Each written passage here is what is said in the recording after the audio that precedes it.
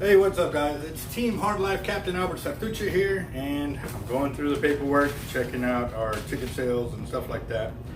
Alright, so with that being said, for drawing number 6, which is still 2 winners, 10-foot rods, MXL Raptors, rod, reel, line, tackle, and avet and bag, there's 45 tickets left. Drawing number 7, which is an Avet T-Rex 130, rod, reel, line, and tackle, there are 63 tickets left.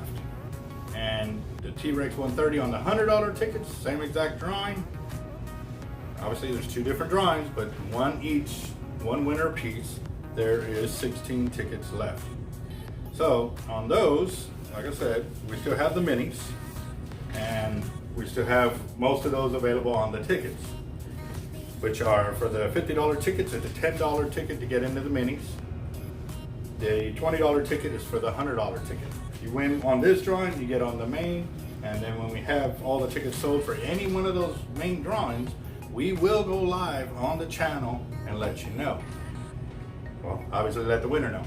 The other winner from drawing number 5 has already came in, claimed this prize, and now his rod is already in motion to get made.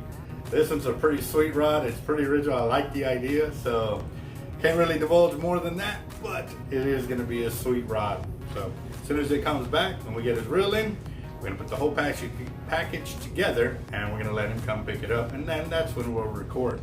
So that's why you haven't heard. It's just everything going on with the COVID stuff. You know, yes, he comes in, but you know, I'm trying to keep it as minimal contact with everybody as possible, just because it's the safest thing to do for everybody involved. Also too, as a reminder, on our drawings, if you win the drawing, you're not stuck with that prize. Even though you may want that prize, then you're good to go. But if you're looking at it as a way to bump up your gear, if you win any of these drawings and you don't like a 10-footer, but you like a 6-footer, or you don't like the MXL and you want an HXW or even an 80, you can use that as payment toward getting what you want. You know, and if it requires a little bit more money, say $50, then that's all you pay is $50. You only pay the difference. So, like I said, this is a great way to boost your gear, you know, in the tackle, or getting what you wish you actually buy in for. All right, so that takes care of that. Gotta buy.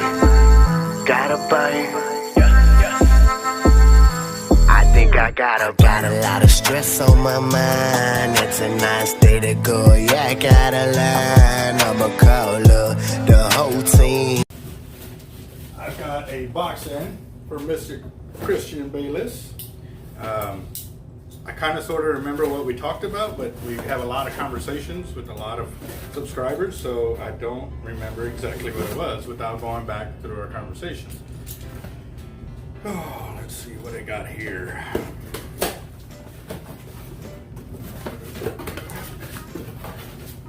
Box within the box. Pretty heavy. Oh yeah, yes, I remember now. It's a system to tie the I went brain dead. It's to tie the haywire twist when we're doing our kingfish rigs. He says with this device that it's super fast to be able to do that. So he sent me multiple dies right here to test out, and it also gives me the size numbers for the requirements for the wire gauge. Oops. For the size of wire and stuff like that. All right, and that's part numbers. That's a diagram of how it's supposed to be set up. Looks like a good thing to do.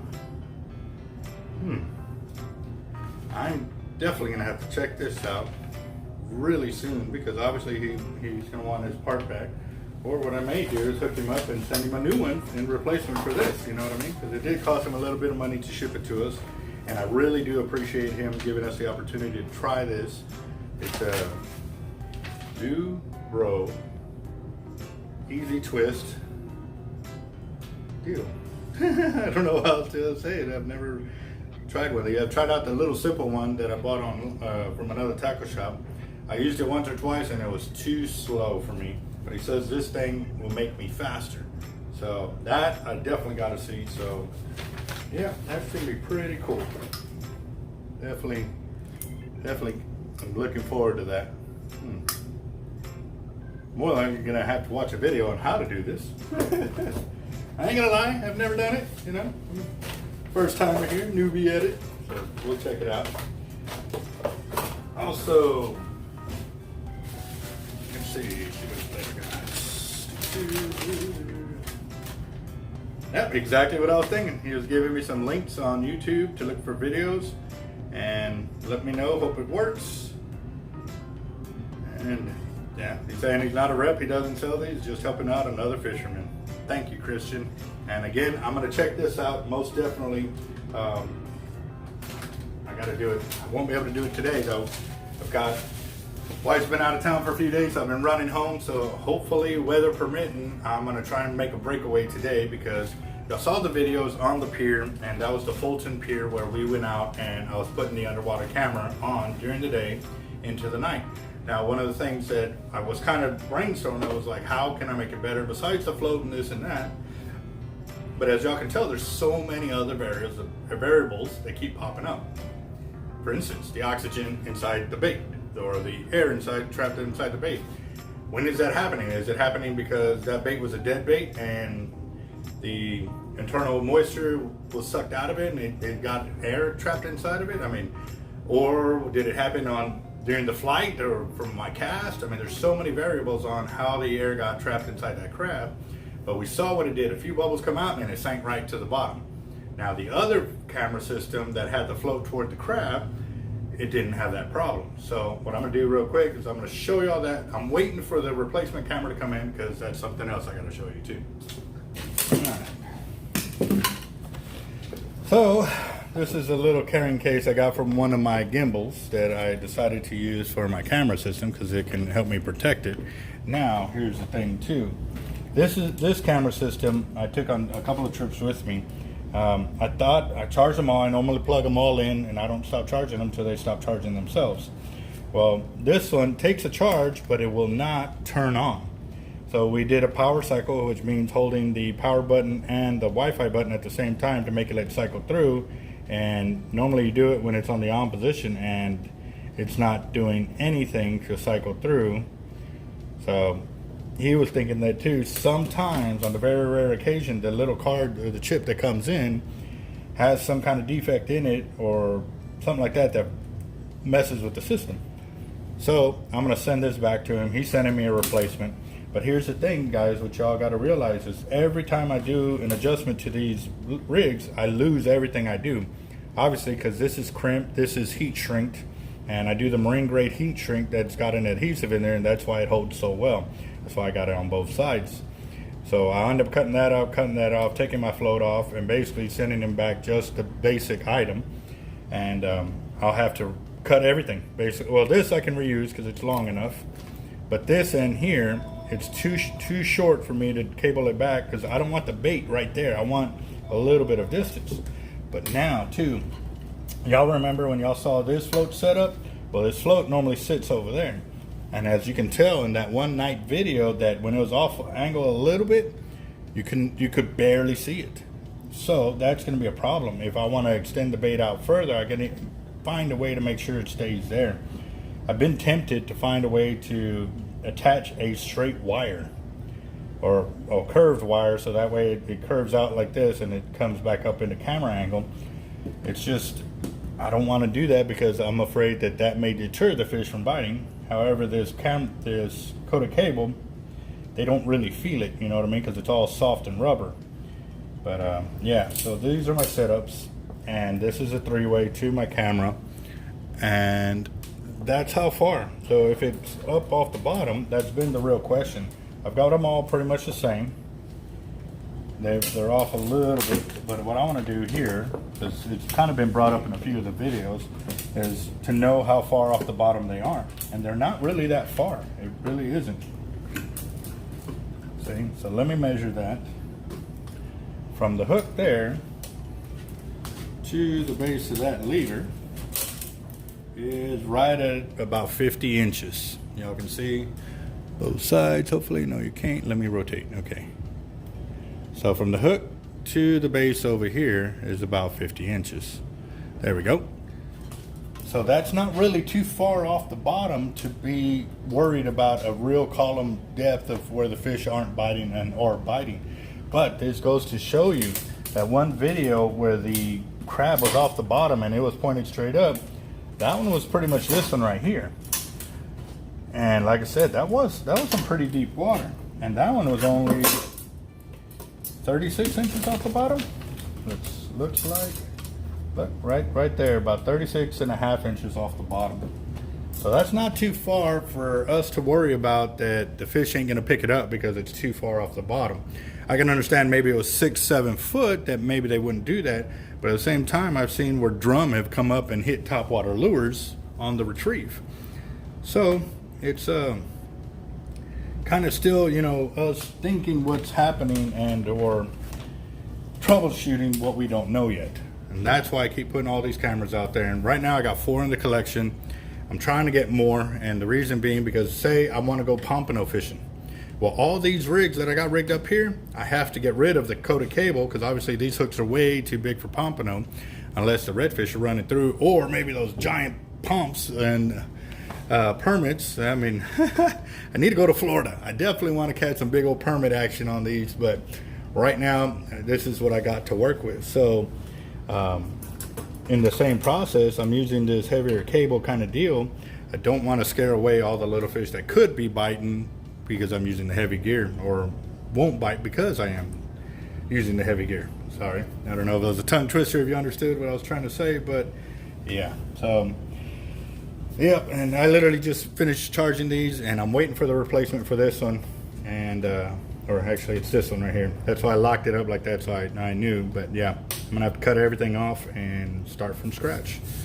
So we'll see how it goes and keep y'all posted. So again, guys, if y'all haven't subscribed to our channel, Team Hard Life, please hit that subscribe button, turn on your notifications, and give us a thumbs up. Let us know it's going good. And again, you know, we're always open to constructive criticism, but at the same time too, you know, we ain't against knowing if we have made a mistake that we will apologize. You know what I mean?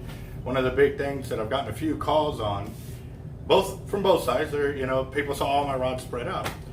You know, I used to fish Bob Hall Pier, and with Bob Hall Pier, sometimes I'd be the first person on the pier. So what I would do is I'd throw a couple of rods on the right, a couple of rods right here in the middle, a couple of rods on the left. People come out and see the rods and they're like, "Can we fish?" I'm like, "Yeah, there's plenty of room," which there is. You know what I mean? It's a huge pier. I don't own it. I don't own any of the piers that I walk on.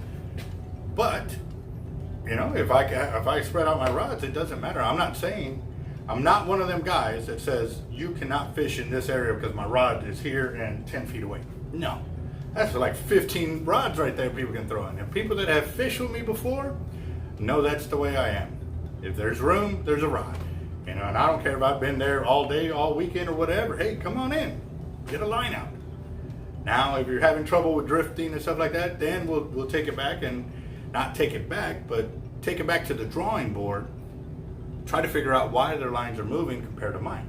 And that's when I usually help them out with, well, you need a surf weight, or you need this, or we try to troubleshoot and teach them at the same time. Because what a lot of people don't realize is a lot of people don't like people in their areas because they're afraid that's going to happen. They've got it locked down, they got no lines moving, nobody's crossing them. Okay, new guys come in and really don't know what they're doing. Okay, that's part of fishing. I was there at one time. I didn't know what to do when I went out there. I was coached. And because I was coached, I learned what to do and how to do it, so that way I could be a plus on the pier, not a negative. Now, if you have all that knowledge and you're not sharing it, you're a negative. Sorry, but that's what it is. And if you feel that you got 2 rods that are 10 feet apart and you own that section of the pier, you're wrong again. I'm sorry, it don't work that way. I've seen where rods were literally handle to handle. I mean, as close as they are on my wall. You see that? That's how close the rods were on the end of the pier. Literally, handle to handle, rod to rod to rod to rod. A rod would take off, we would basket weave them to get it out of there. But everybody knew what they were doing. And yes, like I said, I'm going back to, again, maybe a lot of people don't know about that and or how to make that happen. So if you're one of those guys that has a bunch of knowledge, share it with those guys. Teach them how to be a plus to you, because like I said, the more guys I've taught, the more guys that are always willing to lend me a hand, especially when I'm out there by myself, or they're out there by themselves and I'm out there by myself, and we work together as a team. I don't care what team you're from or what this and that. You're there to fish, you're there to have a good time, so am I. So again, guys, if you ever see me out there and you see my rods and I'm spread out, come on in, you know, introduce yourself, I'll introduce myself, see how you're doing. Hey, fish over here, they're catching this, they're catching that, and you know, I share my knowledge. I always have. I never really keep it. I'd show y'all on camera, because I'm not afraid. I'm not afraid of losing a spot. Because you know what? You can ask guys during tournaments, hey, where are you fishing at? Well, I'm fishing where they were just casting, because they were casting in my area. I don't care. You know what I mean? I caught in their spot too. So that's the way it works, and that's the way you should fish. All right, guys, y'all have a good one. And again, hit your like and subscribe button on my channel and give us a thumbs up. Turn on those notifications, and we'll keep these drawings going as well.